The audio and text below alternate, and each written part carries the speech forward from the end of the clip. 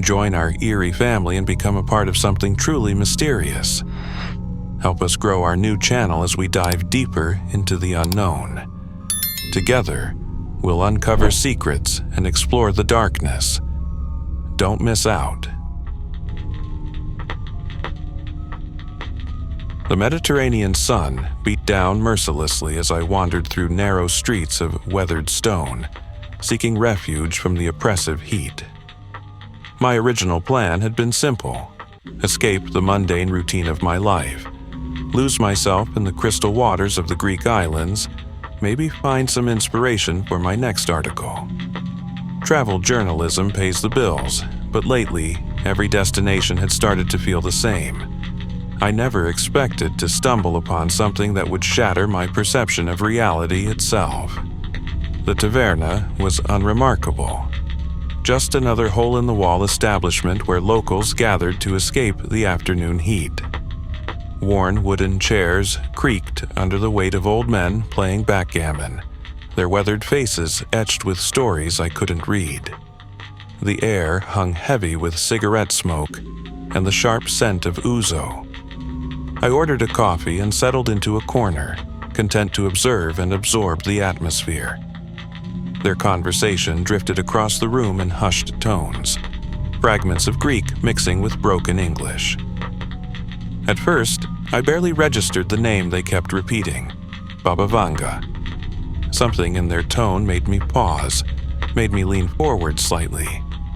These weren't the animated discussions of local politics or family drama I'd grown accustomed to hearing. Their voices carried an undercurrent of reverence, of fear. My Greek was poor, but I caught enough to understand they were discussing prophecies. The Twin Towers falling in New York, flames consuming the steel giants while the world watched in horror. The war in Ukraine, tanks rolling across borders while the world held its breath. Future events predicted decades before they occurred by a blind woman in Bulgaria. I'd heard of Baba Vanga before, of course. Her name occasionally surfaced in sensationalized tabloid headlines or late-night conspiracy theory videos. I'd always dismissed her as another Nostradamus figure, her vague predictions twisted to fit whatever catastrophe currently dominated the news cycle. But something about these old men's voices, their careful words and furtive glances, struck a chord deep within me. One of them mentioned a date, 2025. The beginning of the end. The others nodded solemnly, and I felt a chill run down my spine despite the sweltering heat. They spoke of other predictions, the discovery of the universe's edge, the final year of humanity's existence in 5079. The way they discussed these events, not as possibilities or theories, but as immutable facts, disturbed me on a fundamental level. I spent the rest of the afternoon in that taverna, ordering coffee after coffee, straining to catch every word. They spoke of Baba Vanga's accuracy rate, of predictions that had already come true with frightening precision. They discussed her ability to see beyond the veil of time itself, to peer into both past and future with equal clarity. But it wasn't just their words that affected me. It was the absolute conviction behind them. That evening, in my small hotel room overlooking the Aegean, I couldn't shake the weight of what I'd heard. My laptop screen glowed in the darkness as I dove into research, article after article, website after website. The more I read, the more questions arose. How had this blind mystic from the Balkans predicted so many world-changing events with such accuracy? What were the full extent of her prophecies? And most importantly, what exactly did she see beginning in 2025? Sleep eluded me that night. The gentle lapping of waves against the shore, which had lulled me to sleep on previous nights, now seemed ominous, like a countdown ticking away. My mind kept returning to that date. 2025. Less than a year away. The rational part of my brain tried to dismiss it all as superstition, as coincidence, as the human tendency to find patterns where none exist. But another part, a deeper, more primal part, recognized something in those old men's voices. Genuine fear. By dawn, I'd made my decision. My planned island-hopping adventure would have to wait. Instead, I booked a flight to North Macedonia. I needed to go to the source, to the places where Baba Vanga had lived and prophesied. I told myself it was journalistic curiosity, that maybe there was a story here worth telling. But deep down, I knew it was more than that. Those predictions had awakened something in me, a growing certainty that we were all hurtling towards something monumental, something beyond our comprehension. The sun rose over the Mediterranean as I packed my bags, casting long shadows across the ancient stones of the village. Already, the world seemed different, as if the very air had changed. I didn't know what I would find in North Macedonia, but I knew I couldn't ignore this anymore. The old men's voices echoed in my mind, their words carrying the weight of prophecy. Something was coming, something that would change everything. And somehow, a blind woman had seen it all decades ago. North Macedonia greeted me with a landscape that seemed frozen in time. Mountains loomed against gray skies, their peaks disappearing into low-hanging clouds. Soviet-era buildings stood like decaying monuments to a forgotten age, their concrete facades stained by decades of neglect. The air itself felt heavy with history, with secrets. Petrish, Baba Vanga's homeland, barely registered on modern maps. The bus that brought me there wheezed to a stop in what passed for the town center, depositing me into a world that existed somewhere between reality and folklore. Buildings hunched together like conspirators sharing secrets, their windows watching me with the same suspicion as the locals who paused in their daily routines to observe the stranger in their midst. My research had led me to understand that Baba Vanga's house still stood here, maintained as a museum. But what I found was more like a shrine. The modest building sat back from the street, surrounded by an unkempt garden where herbs grew wild. Inside, time stood still. Her possessions remained exactly as she'd left them. Simple furniture, orthodox icons, and most notably, hundreds of notebooks filled with her prophecies. The caretaker, an elderly woman with eyes that seemed to look through me rather than at me, spoke in halting English about the visitors who still came seeking answers. Government officials, business leaders, people of power and influence who made pilgrimages to this remote corner of the Balkans, hoping to glimpse some fragment of the future Baba Vanga had seen. But it was in the local cafe, among people who had known her, that the true weight of her legacy became apparent. They didn't speak of her with the sensationalized reverence of tabloid headlines or internet conspiracy theories. Their stories were intimate, personal, filled with details that never made it into the official accounts. One elderly man described how she would touch a person's hand and see their entire life, past, present, and future, unfold before her blind eyes. A woman recalled bringing her sick child to Baba Vanga, only to have the mystic describe exactly what was wrong and how to treat it, down to specific herbs that grew in specific locations. These weren't just stories. They were testimonies delivered with the solemnity of sworn statements. But it was the prophecies about our immediate future that chilled me to my core. The locals spoke of them in whispers, as if saying them too loudly might hasten their arrival. 2025 wasn't just another year in Baba Vanga's predictions. It marked the beginning of a fundamental shift in human existence. The predictions themselves were fragmented, pieces of a larger puzzle that no one seemed to have fully assembled. Some spoke of a great economic collapse, others of catastrophic natural disasters. But the most disturbing aspects weren't the events themselves. It was the way they interconnected, forming a pattern that pointed towards something far more terrifying than any single catastrophe. In my hotel room that night, I spread out my notes across the bed, trying to make sense of everything I'd learned. The prophecies about 2025 seemed to suggest not just a series of events, but a fundamental alteration in the fabric of reality itself. Baba Vanga had spoken of humans discovering the edge of the universe, not just its physical boundary, but something more profound, more terrifying. Sleep came in fitful bursts, interrupted by dreams of blind eyes that saw too much, of boundaries that shouldn't be crossed, of knowledge that wasn't meant for human minds. The wind outside my window carried voices that seemed to whisper in ancient Slavic tongues, speaking warnings I couldn't quite understand.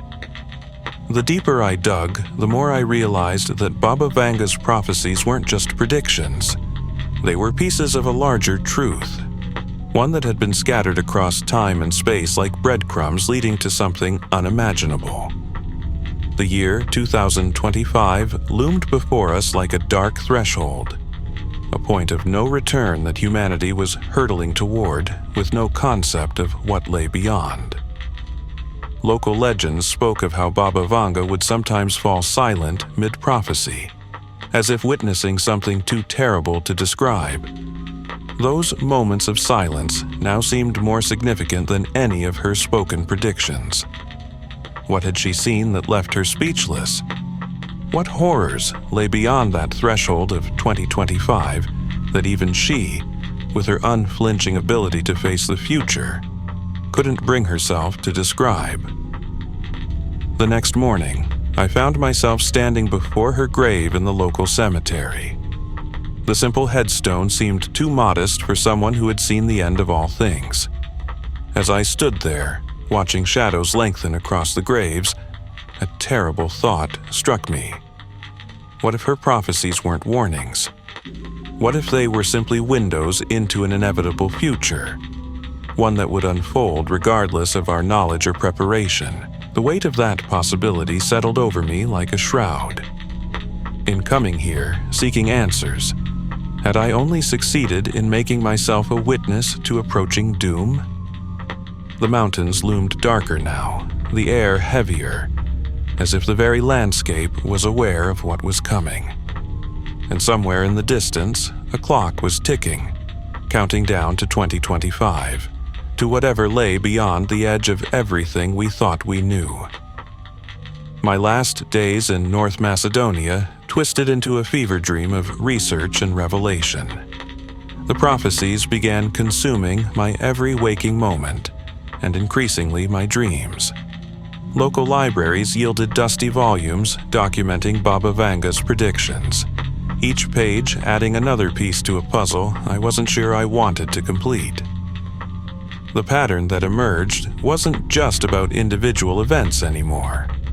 Throughout her life, Baba Vanga had mapped out humanity's trajectory with terrifying precision. But these weren't just random glimpses into the future. They formed a coherent narrative, a dark roadmap leading to something beyond comprehension. The predictions about 2025 weren't isolated prophecies.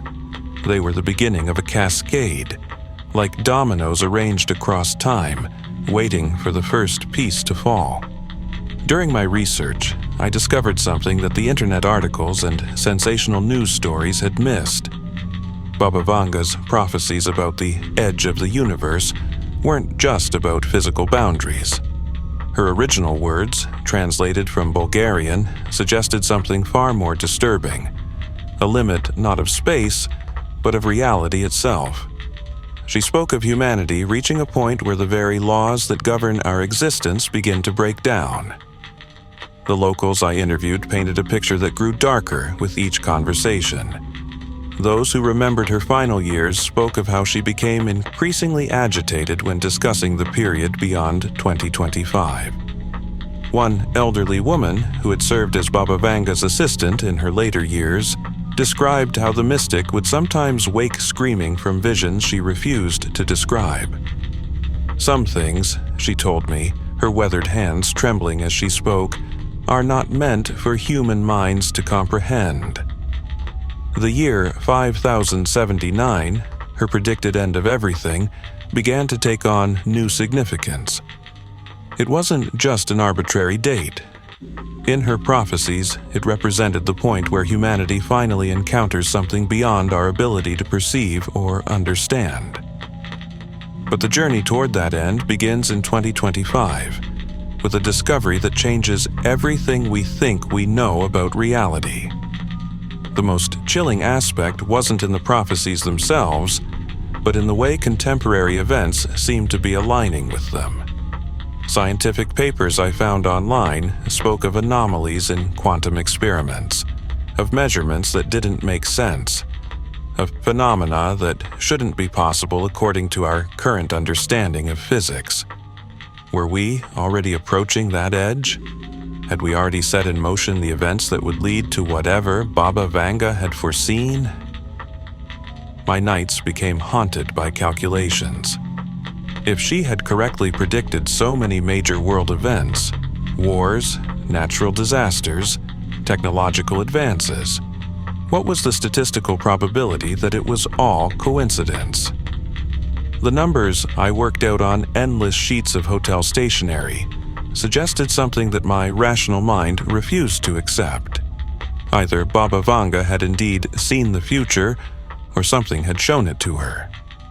The implications spiraled outward.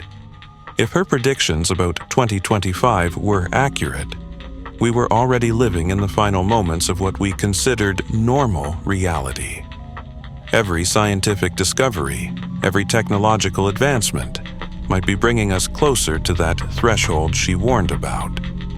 The human race, in its relentless pursuit of knowledge, could be rushing headlong toward its own transformation, or its doom. But there was something else, something that only became clear as I prepared to leave North Macedonia. Baba Vanga's prophecies weren't just predictions, they were a mirror reflecting our own hubris. In our quest to understand everything, to push beyond every boundary, had we considered that some boundaries might exist for a reason, that some knowledge might come at a price too terrible to contemplate? As my plane lifted off from Skopje International Airport, I looked down at the landscape that had housed these secrets for so long. The mountains that had witnessed Baba Vanga's visions still stood silent, indifferent to the approaching storm.